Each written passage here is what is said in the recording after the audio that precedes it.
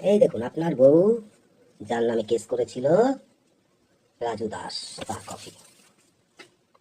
আপনার বউকে, আপনি তো অনেক কিছু জানেন, আপনি অনেক কিছু জানেন না, শুনে রাখুন। আপনার বউ এক জায়গায় দাঁড়িয়েছিল, তা আমি গিয়ে দেখে ফেলতে ও আমাকে বলছে যে, আমাকে ও বলছে তোকে না পেলে তোকে রেপ করে ছাড়বো, তোকে মার্ডার করে দেবো, এই বয়ান আপনার বউ আমাকে দেয়। তখন ওকে আমি নিয়ে যাই থানায়।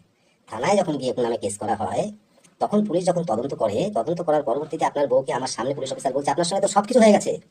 অফিসারের নাম হচ্ছে গোপাল বাগ। কাগজটা আমি আপনাকে ভালোভাবে পাঠিয়ে দেবো, আপনি যাতে বুঝতে পারেন।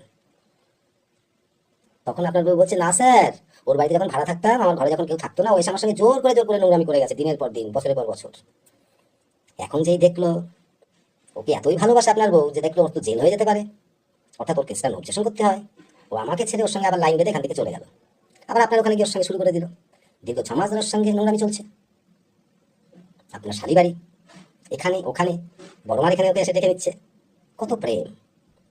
আবার সেদিনকে আমার গায়ে হাত দেওয়া ছবি ছেড়ে আমাকে বুঝাচ্ছে তুই ওর ব্যাপারে বলার তুই কে, আমি কে? তোর ওই নিচটাতে চোখ দিয়ে দেখ আর বল যে 6টা বছর যে তাল কসলার মতো তোকে কষলেছি, খেতে করেছি, কোন হিসাবে, তাইলে তুই উত্তরটা পেয়ে যাবি আমি কে। তুই কত বড় বেশ্যা আর আমি কত বড় বাদশা, এটাই আমি তোকে দেখাবো, যা কিছু হয়ে যাক আমার জীবনে। ঠিক আছে? তুই আমাকে ওর সঙ্গে চলে ঠকিয়ে গেছিস, আর তোর স্বামীকে ঠকার সাথে তার ব্যক্তিগত ব্যাপার, কিন্তু আমার পাড়ার ছেলের সঙ্গে তুই শত্রুতামি করে গেছিস। তুই কত বড় বেশ্যা, তোকে আমি কিছুই বুঝাবো না। কালকে ওকে ফোন করে কি বলেছিস? সকালে কি বলেছিস?